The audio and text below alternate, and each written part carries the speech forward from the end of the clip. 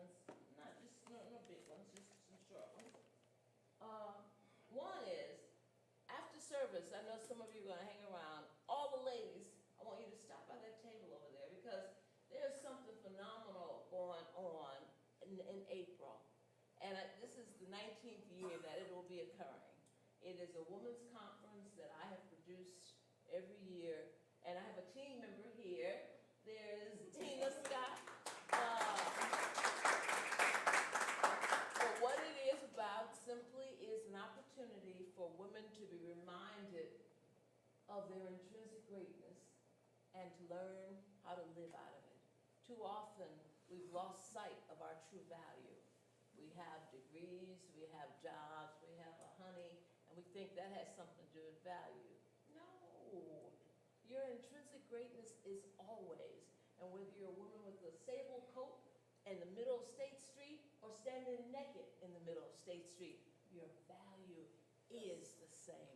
And so that's what we do for 3 days, Thursday through Saturday afternoon at the conference. So stop by there. Right now we have a, how can I say it, a Black Friday 6-week 10% discount. So if you register between now and the end of November, you'll have a 10% discount off of what it normally would cost. Enough of that. I want to mention one other thing, and then we're going to get started. Use the microphone. That's it. Oh, I didn't put that on the microphone. I have to start all over again. They did. I did not have anything about the conference on the. No, I won't. But I do want to mention something. Can I see that book you have? I told you I have two dear friends who've come here to visit with us this morning. This is Jason and Tina Scott. And Tina is one of my team members. But aside from that, they're new authors. They have a book called Manifest a Joy-Filled Relationship. And they're going to be around for a few minutes after service. It's an awesome book. It's an awesome book, and I don't say that lightly. I don't say it because I like them, because they'll tell you, if I don't like something, I'll let you know. It's terrible. But it's really an awesome experience, and I'm going to give it back to Jason because I don't have any more room up here. But I wanted to share that with you. Thank you, Tina and Jason, for coming out this morning. And thank you, Reverend Amy, wherever you are, for letting me come in and be a part of the Cityside spiritual community. Yeah. Give yourselves a hand. Just give yourselves a hand. I go a lot of places, and every place is not warm and loving. And you may say, well, there's not a million people here, but it is so full of love in this room. So I'm grateful to be here.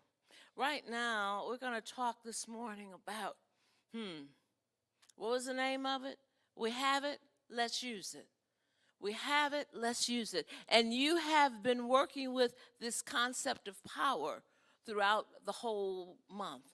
And those of you who are here for the first time because you're excited about Reverend Jackie being here, I want you to go back and check out the rest of the past Sundays because it's been powerful. Powerful. What am I oh, there's the. I want to ask you a couple questions this morning. The question is, how do you celebrate or perhaps recognize and live you? How do you celebrate you? Think about that. And the second question is, how do you gather, guard, and guide your greatness? How do you gather, guard, and guide your greatness? In answering those two questions, I'm going to do one other.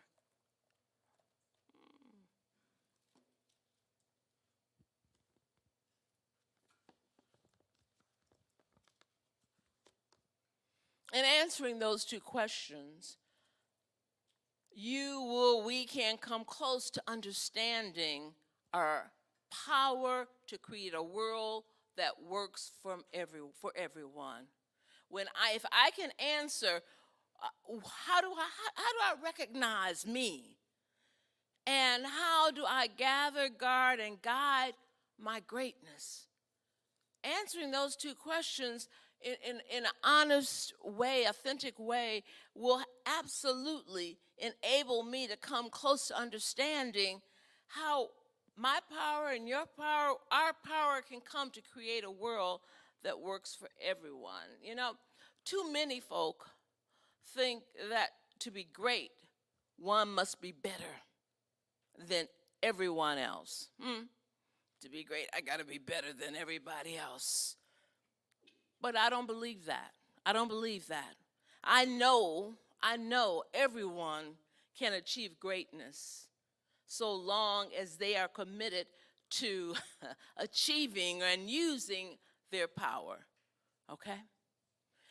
Rumi wrote it this way. You were born with, and that's Rumi. Is that Rumi? Tell me pronunciation. The poem. Rumi, thank you. I was saying Rumi. What was I thinking about? Rumi. You were born with potential. You were born with goodness and trust. You were born with ideas and dreams, and you were born with greatness. And then Marianne Williamson writes it, go for greatness. Anything else is a waste of time. And she wrote that with the assumption that you have greatness to go for. So our potential, our greatness, that's our power. That's what it is. It's our power. And the power this month, the word has been the light guiding Cityside. And I'm so grateful here. I'm gratified that I get to put the wrapping and the ribbon on the package of truth that has been taught here at Cityside this month. Our book, The Art of Power by Thich Nhat Hanh, defines our power from his perspective, and that's what we're going to talk about. I had to really work with that because sometimes I often read Charles Fillmore, and Charles Fillmore talks about power in your 12 powers. How many people have heard of the 12 powers before? Yeah. But as I really worked with it over the last couple of weeks, I recognized you can call it a tree if you want to. It doesn't matter. It's your power. And it's sometimes good for you to hear about it in a different way to get a hold of it. So I've been rolling in with this author, Thich Nhat Hanh, in understanding. And as I talk about it this morning, know that you may have a few questions, but get the book, The Art of Power, and listen. It's on Audible. And just listen to it, and listen to it, and listen to it, and listen to it. And eventually you start saying, oh my God, he's right, okay? I'm going to take the next few minutes to talk about, to bring up, to line up these spiritual powers as defined by Thich Nhat Hanh, and realizing that if each of us will gather our power, that is to be aware of it. When you gather something, you know you got it, and you put it together, and so that you can use it whenever you want to, okay? So if each of us will gather our power, and so that we can bring it to our mind consistently, then guard our power. Guard it so that, as is said in the Bible, the thieves won't come and steal your good stuff. And what are the thieves? Your erroneous thoughts and feelings, or external happenings that are making you lose sight of your power. And finally, we want to be guiding our power so that we are led to manifest our greatness. Is that right? You want to manifest your greatness, right? Some people do in here. I'm glad. Thank you. We can have this conversation. If each of us, what is so wonderful about that, manifesting greatness, if each of us manifest our greatness, guess what? Guess what happens? We will have a great opportunity to create a world that works for everyone. And Lord, don't we need that right now? We want to create a world that works for everyone. We will have an opportunity to create, this is assuming if you're working to manifest your greatness, we will have an opportunity to create community after community, gathering, guarding, and guided by the 5 spiritual powers that we have, that Thich Nhat Hanh is bringing to us to help us understand. The first is The power of faith. The power of faith. He describes it as a source of energy. A source of energy.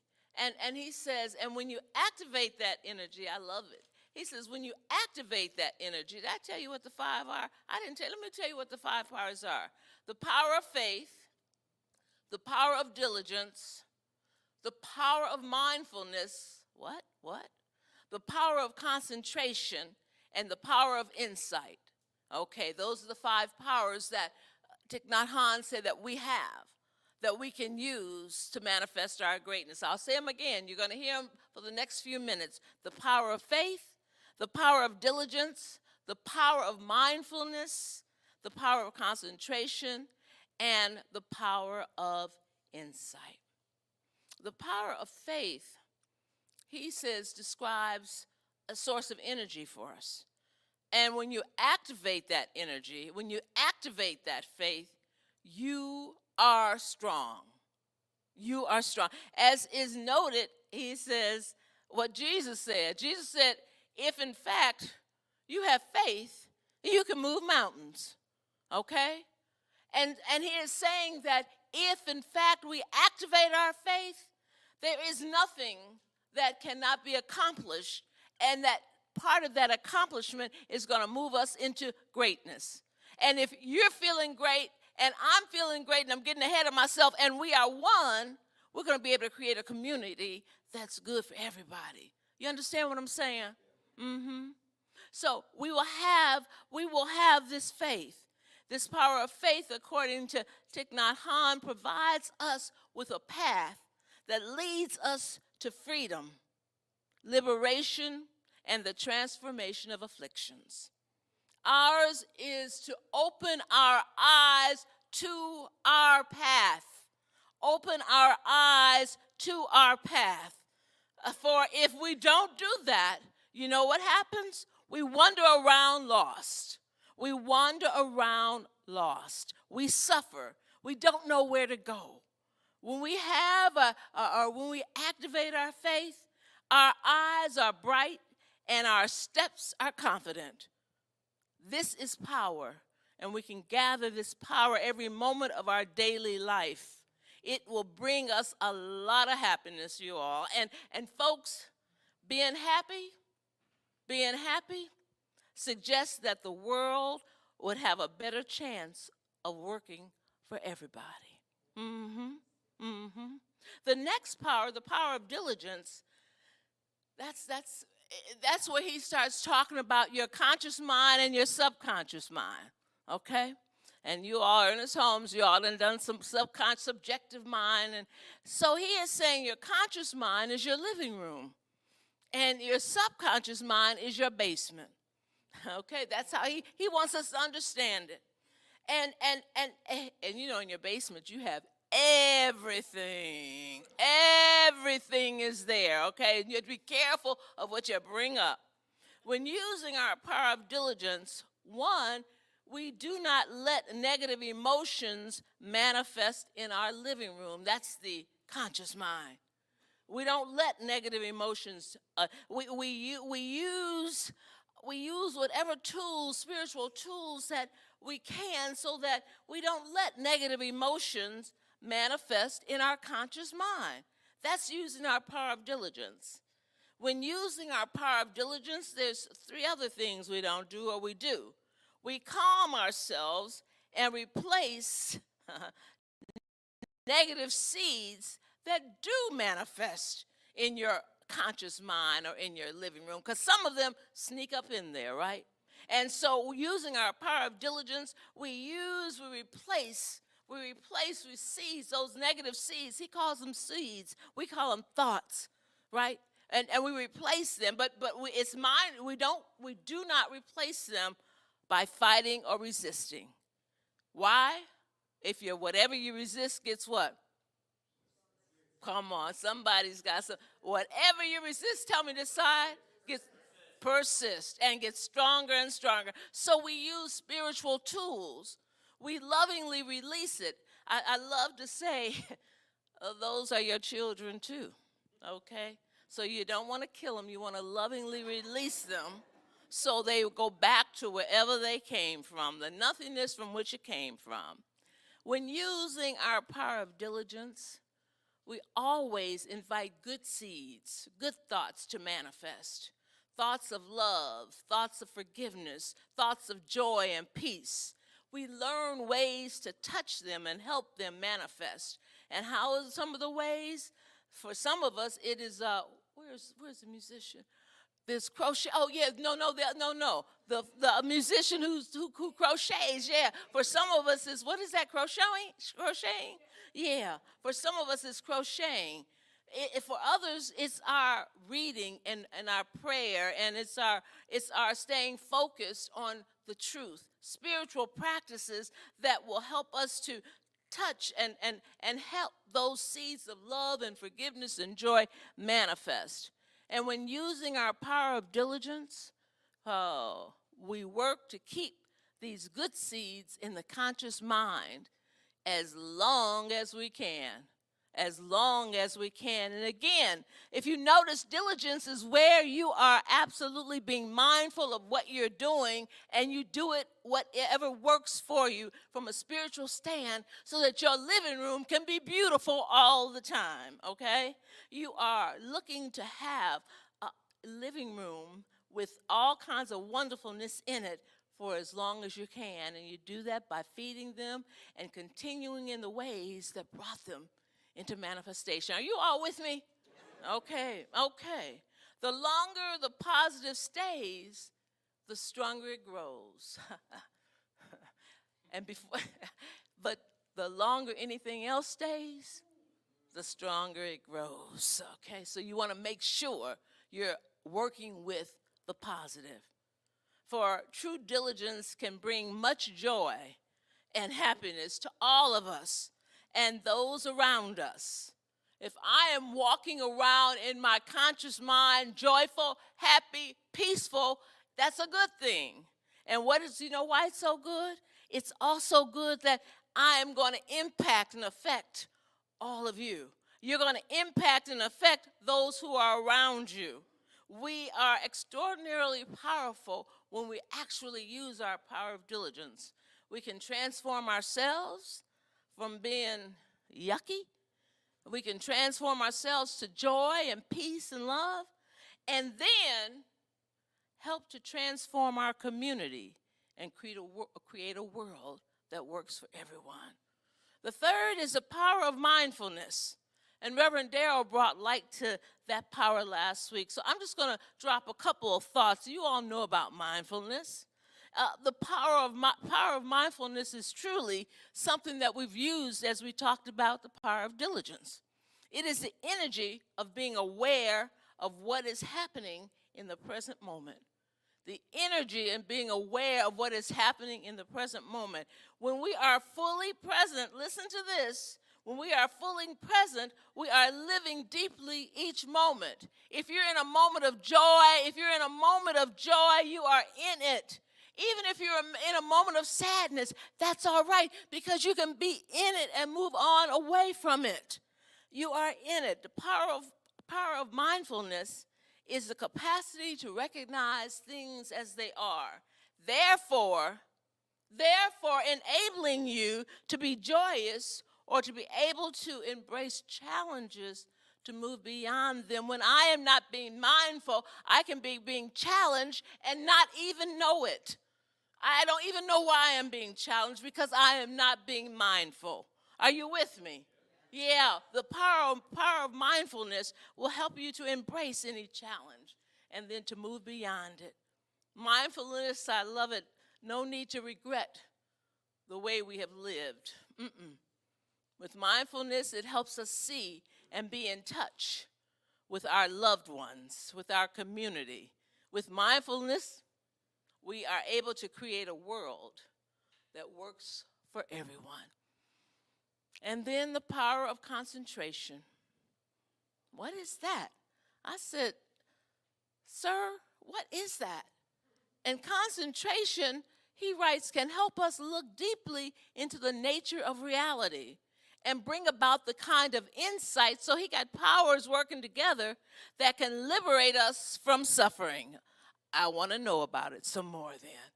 When using concentration on impermanence, this is the really good part. There's a lot written there, but we recognize everything is constantly changing.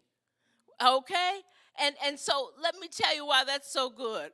It is so good because if I know things are constantly changing, I need to make sure I'm being loving today, because tomorrow is going to be another day, right?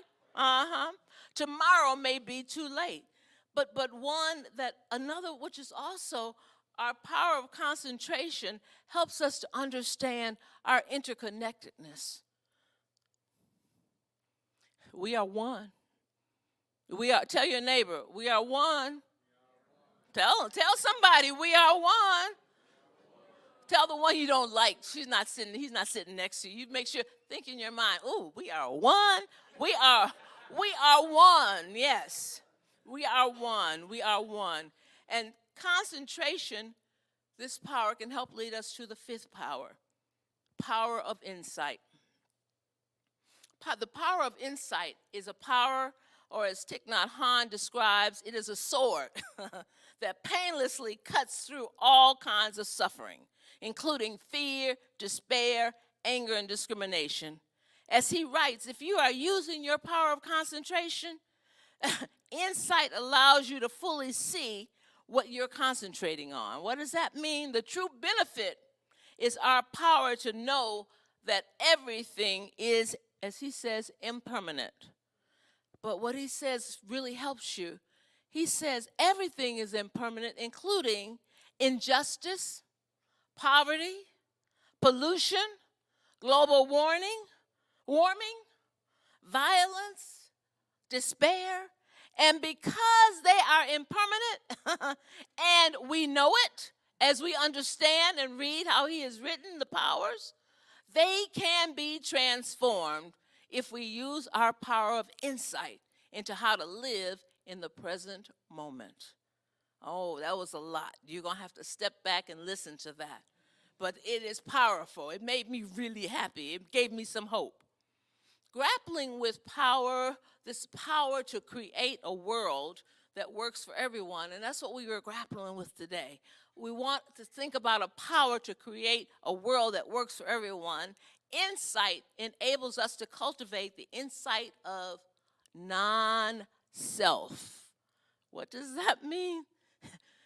It's critical as we are contemplating using our power to create a world that works for everyone, because non-self means that you and I mentioned it earlier, we are not entirely separate entities. We are not entirely separate entities. He gives some profound examples. If I hurt my left arm, it's hurting because, let's say, of rheumatism. I try to take care of it. I don't cut it off. I try to massage it. I try to do everything I can and work with it. Okay? If I'm a phenomenal teacher and I have a student in my classroom who's angry and interrupting, I try to work with that student. I don't want to toss him or her out. Because as a teacher, I want to make sure my class, we're one. It gives an example of hanging a picture. You're hanging the picture, and you're using your whatever hand you're handed, and you trying to hit the nail in the wall, and you hit your thumb. Yeah, you hit your thumb. He calls that He says wisdom of non-discrimination. We all have it, and we make use of it because I'm not going to cut my thumb off. I'm going to try to work with my thumb because it's a part of me. And when we understand that we are one, whatever you want to believe, whatever you want to say, I don't have to like it. I don't have to be around it, but we are one. So guess what? I'm going to try to hold my peace. And I can do that by remembering my own greatness. I don't have to need your reminding me of anything. I can let you say and be as you are. And we can be at peace. A peace that will create a world that works for everyone. So gather all of our power. Guard your power. Protect it from being shadowed by error thoughts or feelings. And right now, your power can be shattered. You need to protect it. You need to know who you are and where your power is from. Your power is within. And if someone doesn't agree with your power, so be it, because they have power and I'm one with them. I'm not going to cut them off the same way I wouldn't cut my thumb off. You guide my power so that they lead us to manifest our greatness. And recognizing our non-self, recognizing that we are one, indeed, we can create. That is, if we're all pulling and working from a power position, that power being, as we talked this morning, that power being God-led and God-fed, okay? That power being that kind of power, we can create community after community that works for everyone. That's with person after person making a difference. Yes, it's a collective effort. It's a collective effort to create a community that works for everyone. This creating a world that works for everyone, collective effort, interconnectedness, knowing that you are not separate. Every small action having a rippling effect on everyone else.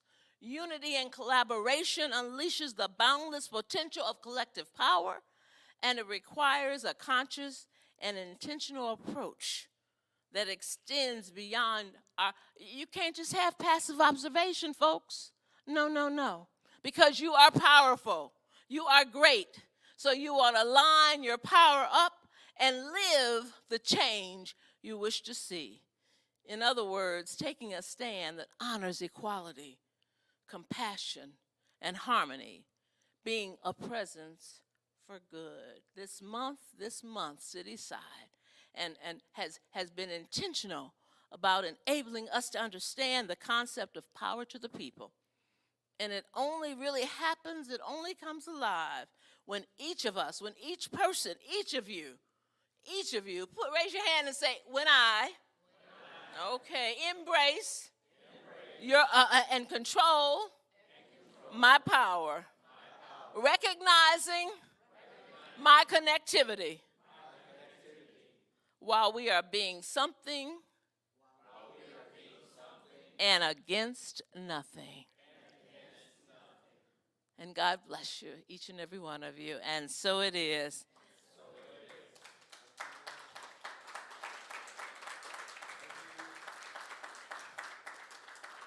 I want to close. There's a prayer that's usually said, but I want, what we're talking about is being free. That's what we're talking about. We're talking about being free. I want to be free to be able to use my powers, and I want to be free enough so I can see you use your powers and be okay with it. That's freedom. So I want you to hear this. Yeah, please come and join me. Listen carefully, because this is a way of talking about freedom. It's freedom or bondage, a choice. Freedom is living simply in God's abundance. Bondage is abundance complicating your life. Freedom is continuing to worship God as the things are added. Bondage is worshiping the added things. Freedom is just nodding yes sometimes. Bondage is mandatorily arguing every point. Freedom is knowing that God understands even when your prayers are mumbled. Bondage is not even praying. Freedom is realizing that your indwelling God is your source. Bondage is mistaking the position, the money, or the partner as your source. Freedom is you recognizing you as a worthy and significant person. Bondage is believing the lie that you are short on value, maybe even worthless. Freedom is knowing that conflict is not bad. Bondage is being afraid of conflict. Freedom is loving your neighbor as yourself. Bondage is building a jail cell of judgment. Freedom is understanding that there is a season for everything. Bondage is refusing to let the season pass. Freedom is knowing that in your Red Sea experience, a way will be made. Bondage is visualizing all of the horrors. Freedom is being alone with your God. Bondage is thinking that you are alone. I leave you with the question, bondage or freedom? What are you producing in your life? Which is your choice? God bless you.